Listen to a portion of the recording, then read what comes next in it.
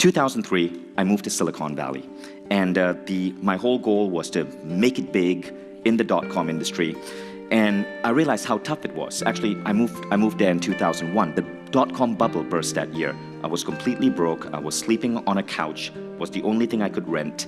And I was sending out my resume to every company that would potentially hire someone. Now, the only job I got was a dialing for dollars job. I had to pick up the phone and sell technology to lawyers, like day in and day out. But the economy in San Fran was so bad that there was no base salary. Basically, you only got paid if you closed the sale. Now, if you're a 25-year-old Malaysian kid with an unusual accent and a name like Vishen Lakhiani, calling up lawyers in Texas, interrupting them in the middle of the day, and trying to sell them technology, you hear more "fuck off, kid"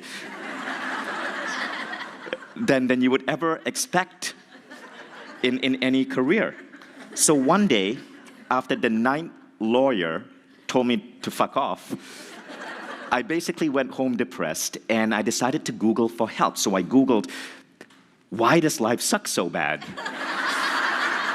Why are lawyers such dicks? And I'm kidding. I love lawyers. Please don't sue me. And what I found, and what I discovered was a meditation class happening.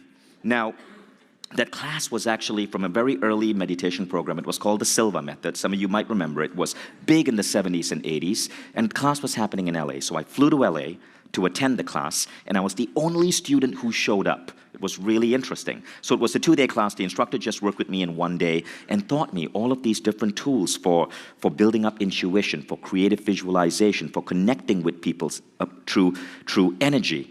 And then I started applying that to my calls, and something very interesting happened. So now, I want to ask you to just open your mind to what I'm about to say next, okay? So, back then, we would go to the San Francisco Public Library, check out the Yellow Pages, and then I would have a territory. My territory was San Antonio and then Portland, Oregon, and I had to call all the lawyers in San Antonio from A to Z. And you had to go one by one and scratch off the names on the Yellow Pages, hoping that someone will take your call, right? Someone who was very bored and lonely that day. And I decided to try a different technique. So I used what I learned to go into what is the meditative level of mind. Sometimes they call it the alpha level of mind. And I would tap into my intuition, and then I would just run my finger down the Yellow Pages, and I would get an impulse. It would feel like I was guessing on who to call. And what happened was really interesting.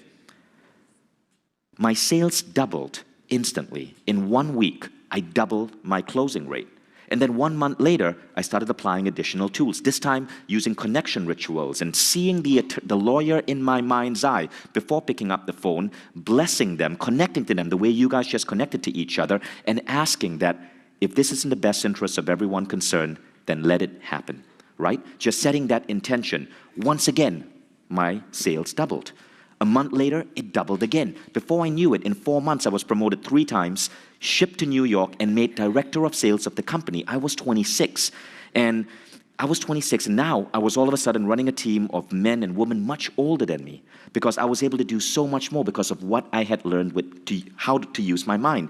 Now, after 18 months in that company, I decided to quit because I wanted to do more. So I quit, and I became a meditation instructor. And very soon I realized that if you have a fancy job as director of marketing in a .com and you quit and become a meditation instructor, firstly, you should really check with your wife first, because I was married at that point. And secondly, it's one of the fastest ways to go completely broke. And soon I had only $7,000 in my bank account. And my wife, she was European. She's here in the audience, but she told me not to make a stand. And so because we were living in America, she didn't have a green card. She couldn't get a job. So we had to do something. So I started figuring out how I could use my degree in computer engineering to help my meditation business. I built a website. I started selling CDs. I started building, autoresponders and fancy web pages. And all of a sudden, I was selling out my classes. Then other instructors came and said, "Can you help me?" Then other organizations came and said, "Can you help us sell our CDs?" And so I thought, okay, there's the potential for a business here. So I need to register a name. So I decided, I got to be fancy about this. It has to look professional. It has to look serious. So I got online and I found 2 domain names. One was called Mind Valley. Mind, because the program I was selling was the Silva mind control method, right? But then I thought, that sounds so cheesy. I found another domain name I really liked. It was called rainbridgeconsulting.com. Fortunately, like 24 hours later, I decided Rainbridge Consulting sounds really depressing, which is why you're not officially here attending the Rainbridge Consulting reunion, but the Mind Valley reunion. So that's how that happened. Now I want to show you this picture. I want to show you this picture because this is me in 2003. You can see I've just quit my job. I can barely afford pants. And the furniture I'm sitting on, this was furniture we salvaged from the street in New York. New York, very friendly city. If you need furniture, just walk out to the street. People put out their every year, IKEA comes up with a new line, and then the previous line is left out on the street. So this is the IKEA 2002 collection. I'm serious, you can look that up. This is called the LACK, L-A-C-K, table. Even the naming of it, lack, signifies the lack of abundance you need to sit on it. And I'm serious, it's actually called the LACK, L-A-C-K. Go Sweden. So that was me, 2003. And then I started teaching meditation. And this was the apartment that the first Mind Valley website went off. This, if you live in New York, you might recognize this. This is the Playwrights Tavern. It's on 8th Avenue and 46th Street. And I had this apartment above the Playwrights Tavern. This is in Times Square, not Disney Times Square like today. I'm talking about strippers and crack Times Square of 2003, before Disney took over. 2 years before I moved into that apartment, that was my window. It was behind that window that the first Mind Valley website was being built. 2 years before I moved into it, it was a Thai massage parlor. Now, if you live in New York, you know what Thai massage parlor is code word for. So yes, the School for Humanity did start in a former whorehouse.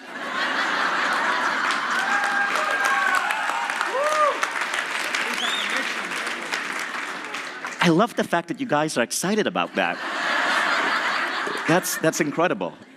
Okay, so what happens is for the next 5 years, I'm teaching meditation. Now I've had to move back to Malaysia, right? Because in America, it's kind of hard to be an immigrant. It's very hard to get a visa. So had to move back to Malaysia. So now we were building up Mind Valley in Malaysia, but we still stayed an American company. Even though I couldn't get a visa and I moved to Malaysia because I registered the company in America, America's been making me pay taxes for the last 15 years. So now we're in Malaysia, and every 3 months, I'm flying to New York and flying to London to teach meditation classes for small groups of people. Sometimes there'll only be 15 people in a room, but I would fly 24 hours to teach that group of 15 people. And I was proud of that. I loved it. I loved seeing my students' life change. There wasn't much money. Imagine flying all the way from Malaysia to New York, teaching a class for a weekend, flying back, and at the end of it, you've made a grand total of $3,000, right? It's not much. But, you know, it gave me a chance to travel, and $3,000 could go far in Malaysia. Now, one day, this was after The Secret had become really big, and Bob Proctor, who was on The Secret, had become a superstar. Someone introduced me to Bob Proctor and told him that I was really good at building websites. So Bob Proctor contracted me to build his website.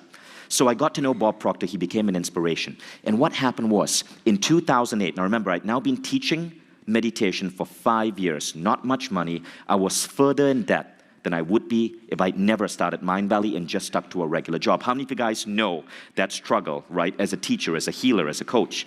So 2008, I'm in London, and Bob is finishing a big seminar, and it's lunchtime, and he's having lunch, and he knows I'm there. He's like, hey, Vishen, come over, let's say, and just say hi during my lunch break. So I show up, and Bob Proctor asks me, by the way, you guys all know who Bob Proctor is, right? Famous author. So he says, so what brings you here? So I'm really proud of myself. I'm like, well, Bob, I teach this class on meditation. I'm going to have 40 students in a room today. I flew all the way from Kuala Lumpur, Malaysia. Going to be facilitating the Silva Method class. And Bob Proctor asks me, that's fantastic. How much are you earning from this class? And I go, well, I can tell you, Bob, I'm going to go home with $5,000 profit, $5,000. Now, to me, that was a big deal. $5,000 goes really far in Malaysia. That's like 3 months' salary. And Bob said, are you kidding me? And Bob Proctor's got this really stern face and this really, really like intense voice. It was more like, are you kidding me? Then he does the Bob Proctor scowl. And I'm like, no, seriously, Bob, that's what I'm doing. I teach meditation now. I don't just build websites, I can teach. And Bob says, wait, you're telling me that you left your wife, you left your 1-year-old baby boy to hop on a flight for 22 hours from Kuala Lumpur, Malaysia to London, just so you could touch the lives of 40 people on a weekend, and then travel all the way back. I hope you're going business class. Then he looks at me and he goes, you're a traveling coach, aren't you? Then he does that face again. And then I'm like, yeah, I'm traveling coach. If I traveled business class, I would make no money at all. And Bob goes, vision, vision, vision. And now he touches his face. So I knew something is coming. He says, you really think small. I would never do what you're doing. You gotta dream bigger, son. And he looked at me with complete disappointment. And I was pissed off.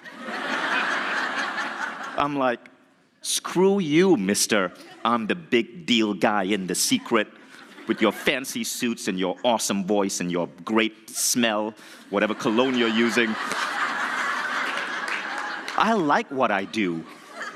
I like what I do. But then I went and I did that class. And the next day I woke up depressed. And I realized Bob was right. For 5 years, I've been doing the same thing, touching 20 people, 40 people at a time. And I was doing like one class every 2 months, right? And I realized I had to think bigger. Now, I went to my Facebook, and I changed the quote on my Facebook. Facebook has a category where you put your favorite quote, and that's what I put down. It's a quote from Bob Proctor. The question is not, are you worthy enough to reach your goals? The question is, are your goals worthy enough of you? It's now been 10 years, right? I haven't touched it. That is still the quote you will see on Vishen Lakhiani's Facebook. But I put it up. And I did something else. I quit. That was the last time I taught a meditation class. I just quit. I gave it up completely, 100%. I never did it again because Bob Proctor was right. I started dreaming bigger and bigger and bigger. And every time I would hit one of those big dreams, I would do the next thing. And that's how Mind Valley became a company obsessed with touching 1 billion lives, shifting the course of history. It's why we set a goal to create the best learning technology in the world. It's why we started deciding that we were going to be so much bigger than just me teaching 20 people in a room meditation. We wanted to assemble all the greatest teachers on earth. It's why we decided to invest in technology and build really cool learning applications like Quest. It's why we launched A-Fest. After I quit teaching that meditation class, it took me 2 years to do my next seminar. But 2 years later, that next seminar was A-Fest, which is now one of the hottest tickets in personal growth. We had 250 people, and this time it was in Costa Rica. And we had incredible speakers come and share the stage with me. That was how Bob Proctor's kick in the butt shifted my life. We went from working from a rundown house to building what won an award in Inc. magazine for one of the top 10 coolest workplaces in the world. And we assembled a team of now some 250 people from 46 countries who moved to Kuala Lumpur, Malaysia to build everything that Mind Valley develops. It's actually now 47 because we just hired someone from Iraq. All of that because as a teacher, somebody kicked my butt and made me dream bigger. So